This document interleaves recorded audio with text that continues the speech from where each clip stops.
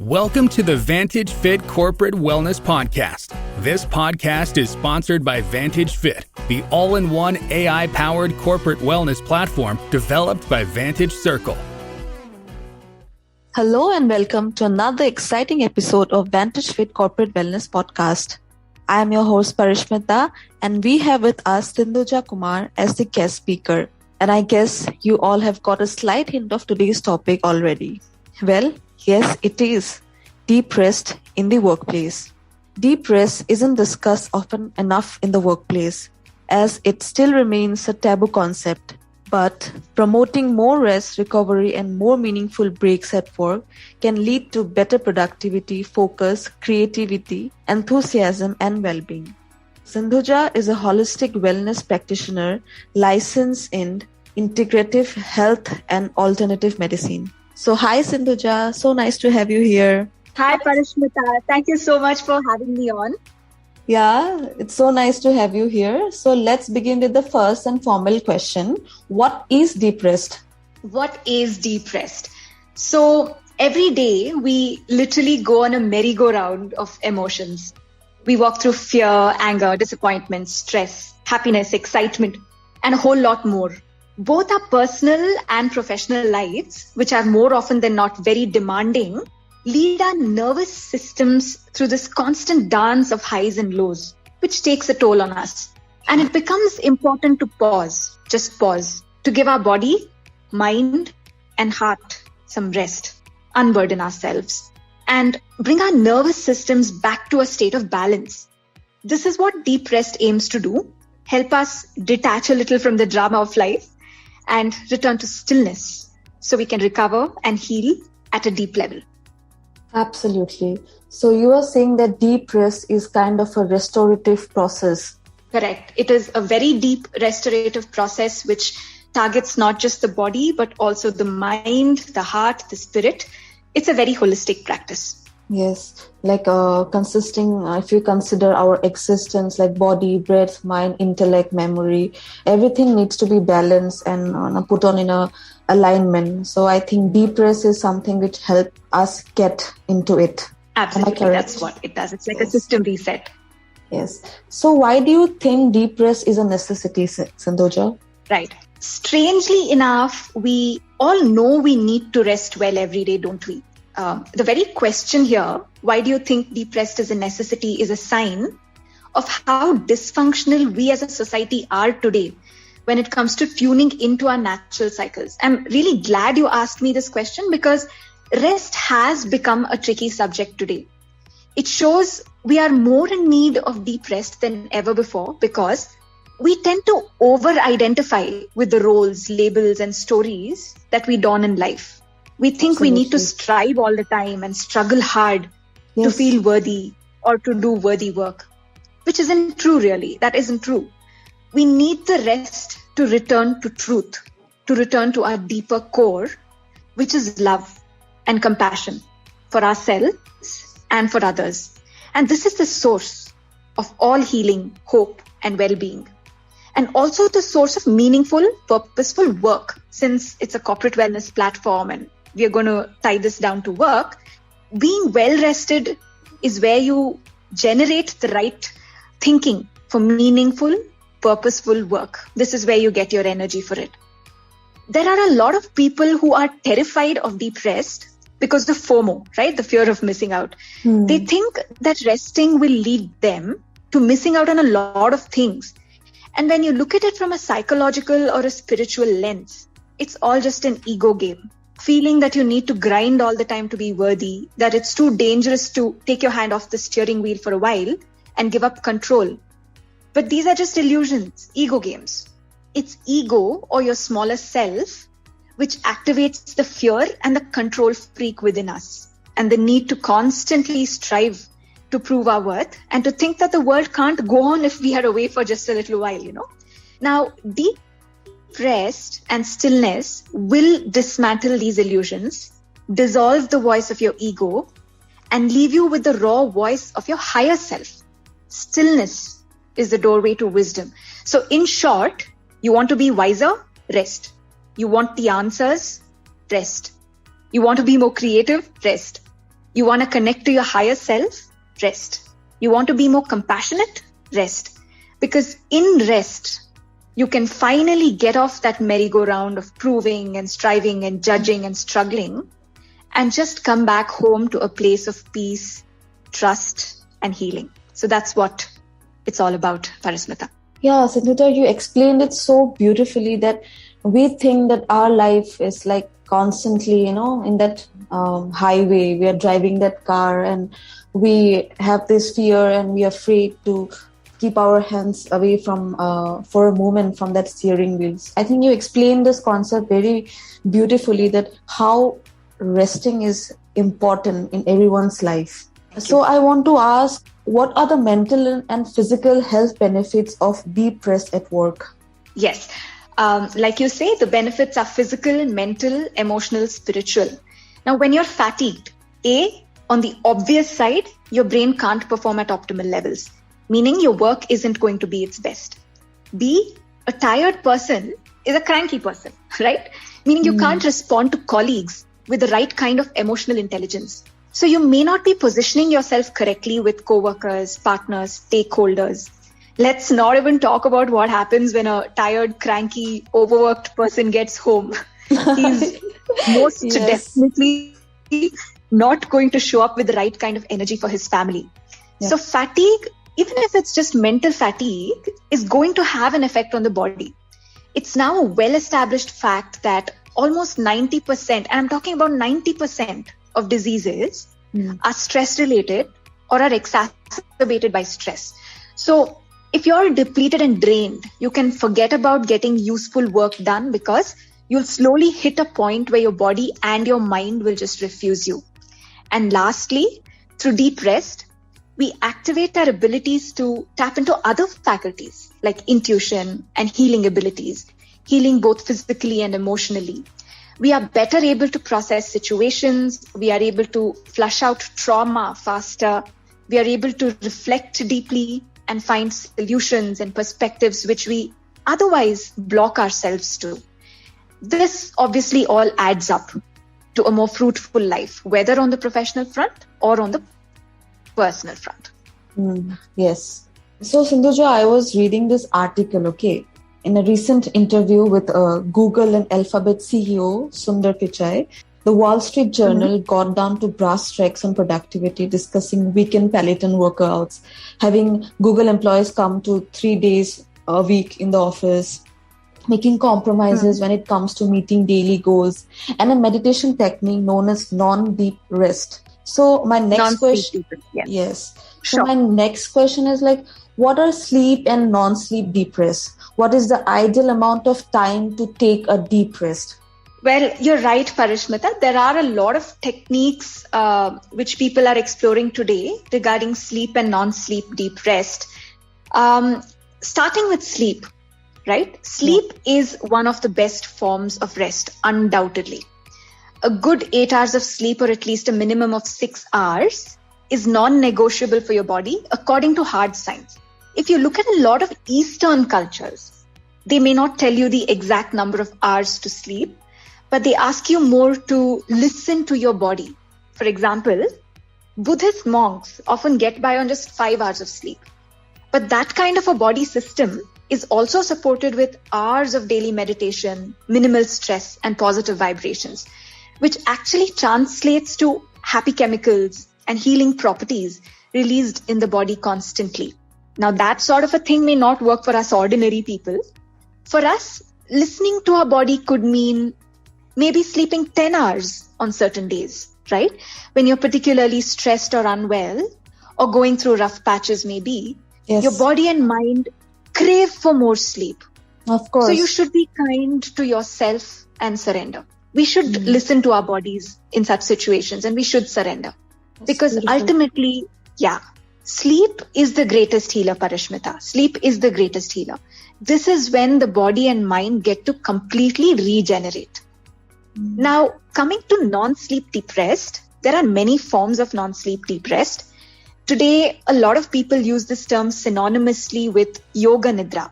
You have a lot of practitioners who have integrated shavasana and yoga nidra with different forms of meditation giving the body and mind profound restoration with each and every session. Shavasana after yoga is very well enjoyed, right? I think all of us love that part. Yes. Shavasana after yoga, it's actually for integrating the work that you've done through the yoga session. It's for integration. And that is the purpose of rest really. It integrates you. And Yoga Nidra, which is wakeful rest, can use various breathing and meditation techniques to go deeper. These sessions can last from 2 minutes to an hour, sometimes more, since you can transition from Yoga Nidra directly into sleep, which is even more powerful. So this is the best form of non-sleep deep rest. But if you strip it down to the very basics, Parashmita, deep rest can be anything that lets you relax as fully or intensely as possible. It's very simple. That's all it is. It is whatever lets you personally relax as fully as possible. And it comes back to knowing yourself, asking yourself one question. What do I need right now? So close your eyes, get still, take a deep breath and ask yourself, what do I need right now? And really listen to that answer. And I'll tell you something, it takes some courage because the answer can sometimes throw you off. The answer you receive from within could be something like, I need a 10-day vacation to really gather myself again. And that would mean putting your, right? It's an unexpected answer. But when you're honest with yourself, you can hear something like that. And that would mean putting your work on hold, switching off your devices and taking yourself off the map for a few days. And it calls for bold action. But that's exactly what you may need to come back and go to the next level in life. Or even more scary, your voice within may ask you to not just go on a holiday, but maybe take a break from a person, or from a project you thought was your dream, or from a philosophy you thought was the truth of your life. And all of this takes courage. But that is the point of deep rest, to help you navigate life more purposefully in the long run. It's the pause in between life's happenings, where you can make time for listening to your heart against all else. It is radical, but it takes you forward by quantum leaps.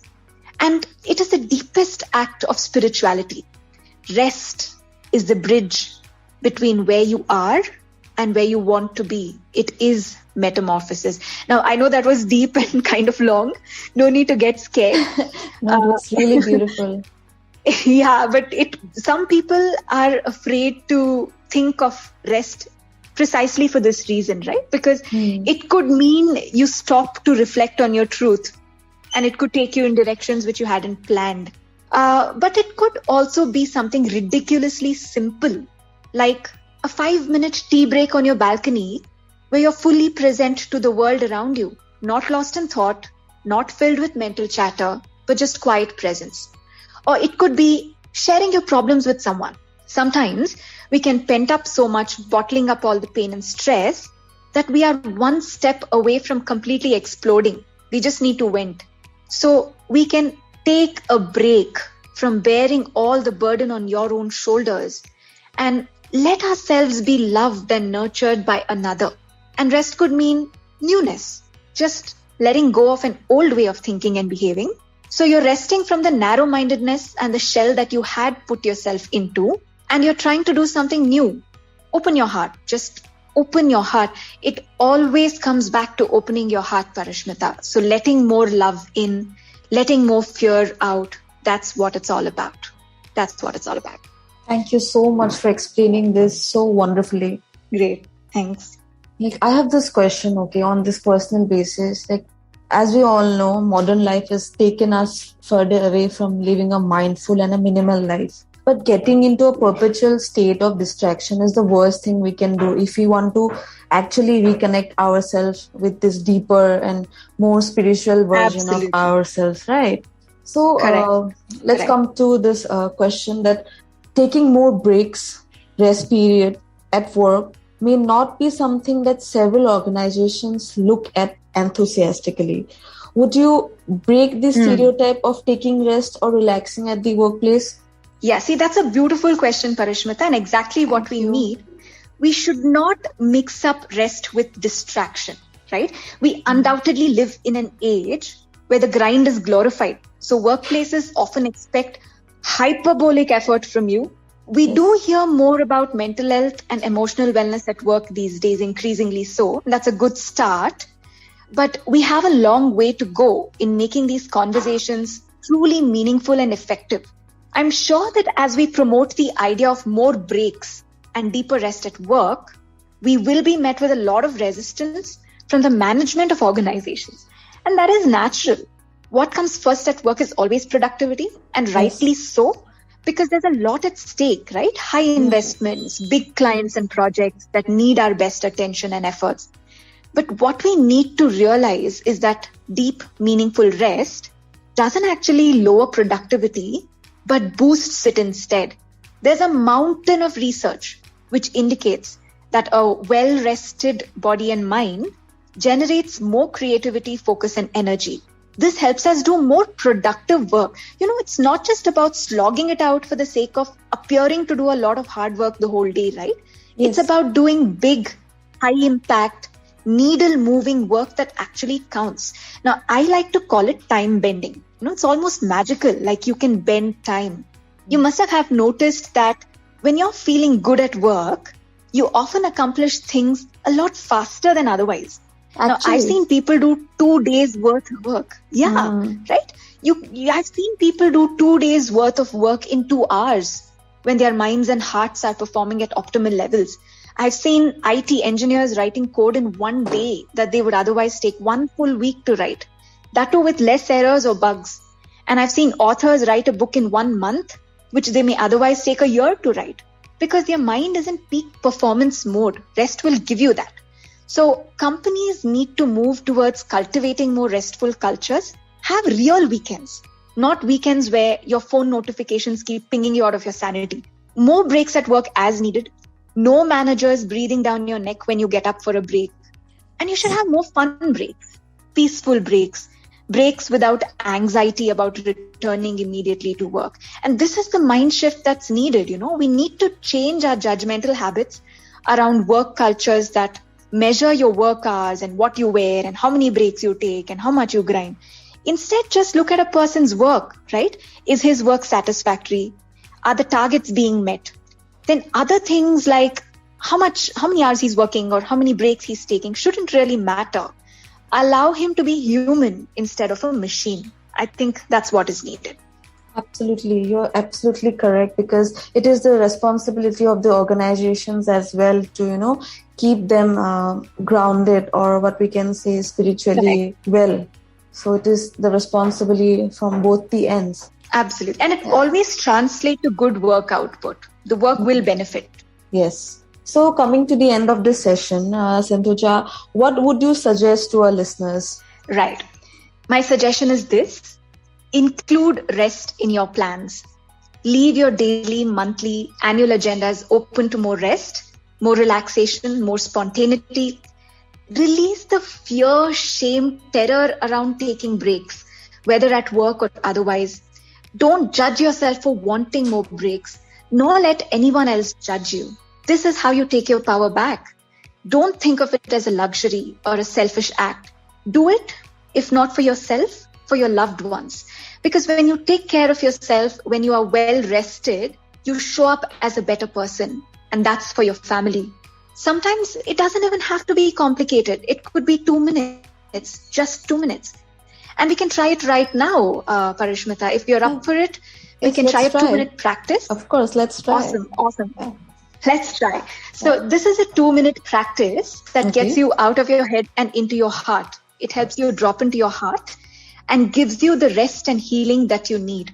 Actually, there are a lot of yoga nidra and different guided meditation practices out there on YouTube and other online tools. You could always go check them out. Okay. I want to do something a little different.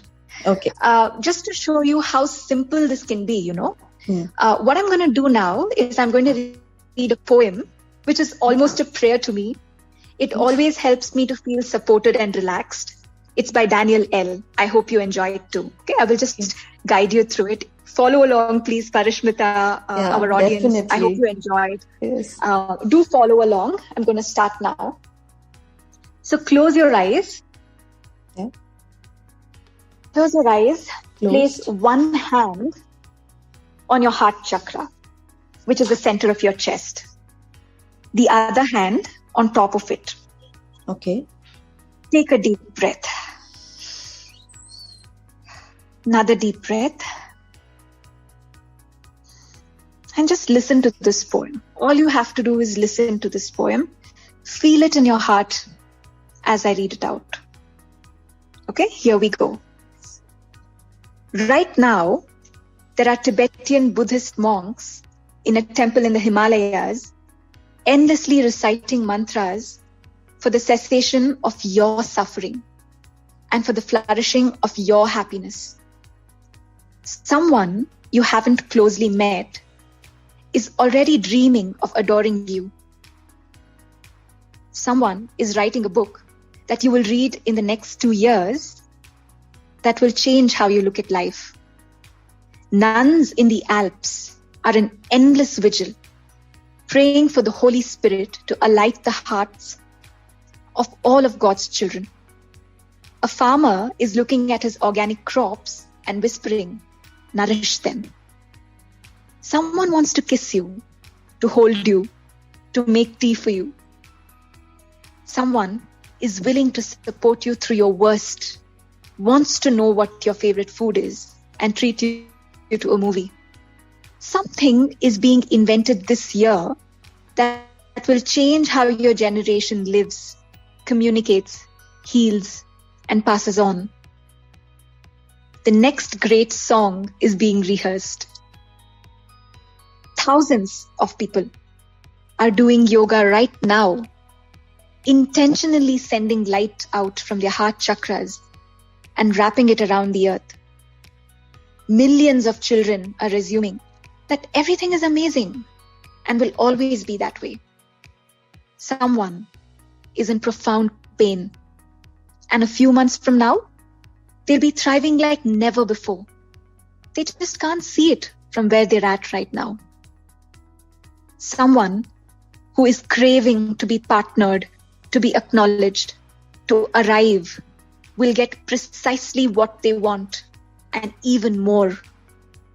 And because that gift will be so fantastical in its reach and sweetness, it will quite magically alter their memory of angsty longing and render it all so worth the wait. Someone has recently cracked open their joyous, genuine nature because they did the hard work of hauling years of oppression off of their psyche. This luminosity is floating in the ether and is accessible to everyone. Someone just this second wished for world peace in earnest. Someone is fighting the fight so that you don't have to. Some civil servant is making sure that you get your mail and your garbage is picked up and the trains are running on time and that you are generally safe. Someone is dedicating their days to protecting your civil liberties and clean drinking water. Someone is regaining their sanity. Someone is coming back from the dead. Someone is genuinely forgiving the seemingly unforgivable.